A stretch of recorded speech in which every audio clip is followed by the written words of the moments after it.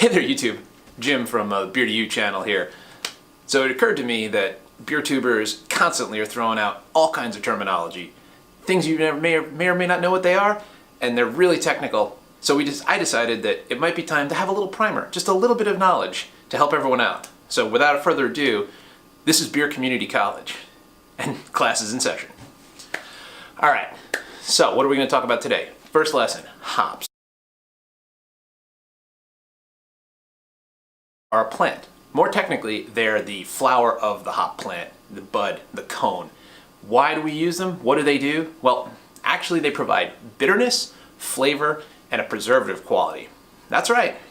Back 100,000 years ago, when dinosaurs ruled the earth and ancient brewers first were around, they realized that when they used other herbs, spices, and different things to try to flavor their beer, the beer didn't last as long. And the brewers who discovered that they used hops found out that their beer lasted longer because hops have an antimicrobial, antibacterial property. The more you know.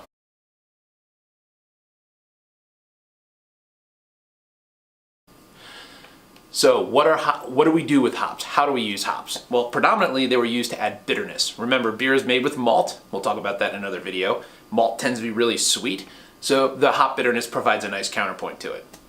They also add flavor and aroma. So how do we get there? Well, there's lots of different ways we can use hops. We can use fresh, whole cone hops, which look like they just got snipped right off the plant.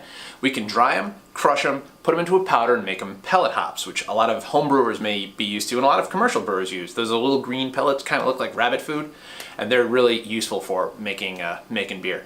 There's even some kind of crazy sciencey cryolupulin powder where they use cryogenic technology to withdraw hop powder from the hops. Crazy science. Amazing. So, we figured out that there's a lot of different kinds of hops. You may have heard Amarillo, Citra, Cascade, Chinook. Different names. What do those mean? Each one of those is a different hop variety. And right now, commercially available, there are over 80 hop varieties. So, quite a bit out there. And because hop scientists, which sounds like the greatest job description ever, and farmers and commercial producers are constantly looking to find new and different hop varieties, that number is probably going to change significantly. So the technique. When do brewers use hops? How do they use them to make the beer better? Well, your brewer can use hops at varying different times during the course of making the beer, and when they add the hops and what type of hops they add can affect the beer. So, what are the magic in hops? Alpha acid. You may hear that term knocked around. High alpha acid hop. All that is expressed as a percentage. That's the stuff in the hops that helps make the beer bitter. So your brewer can do two real major operations. They can do what they call wet hopping, which is adding hops, remember cone, pellet, whatever kind of hop you have, to the boiling wort. Another one for another video. That's the beer before it's beer. When they add it to the beer, the boiling wort can determine how bitter the beer gets. Remember, during the boil, you get bitterness and a little bit of flavor. So different hops, different times, that's how they're going to do that. Then there's what they call dry hopping, which is kind of a misnomer because you're still adding hops to liquid beer. But you do it during fermentation. So in the fermenting vessel, now that the yeasts are doing the magic and making the beer, you can further add hops. And when you do that, now you're getting a lot more aroma. A lot more of those volatile compounds that get lost in the boil, they stay in the beer there. So think a lot of your really big, dank IPAs, when you crack them open, you get the, oh my God, hop aroma. That's coming from dry hopping. A lot of them do that there. So now you're thinking, I've got wet hopping, dry hopping, hop pellets, fresh hops, 80 different kinds. Are your head spinning yet? Exactly.